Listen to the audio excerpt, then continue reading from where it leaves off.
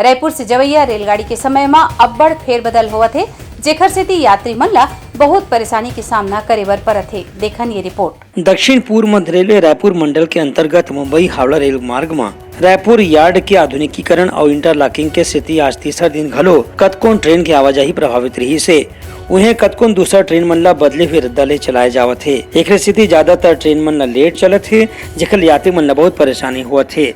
अभी मैं भाटापारा जाने के लिए गाड़ी का इंतजार कर रहा हूँ। 9:30 बजे के आसपास था वो गाड़ी, अभी लेट में चल रहा है। अभी सरोना में रुका हुआ है वो गाड़ी जाने वाला, भाटापारा की ओर जाने वाली गाड़ी। एक्चुअली हम भाटापारा जाने के लिए बैठे हैं। ट्रेन तो डिले है, 2 घंटा 15 मिनट लेट है।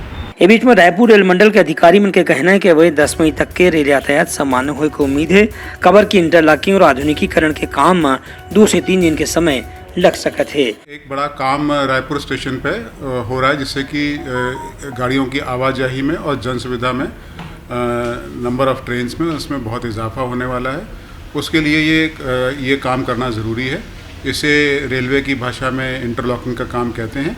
ये कुल 5 दिन का काम है और इसमें आज तीसरा दिन आज हमने ख़त्म कर लिया है। 2 दिन और शेष हैं और 2 दिन के बाद में स्थिति ना ही स्थिति बहुत ही बेहतर हो जाएगी, बल्कि नई कुछ यात्री सुविधाएं भी मिलेंगी।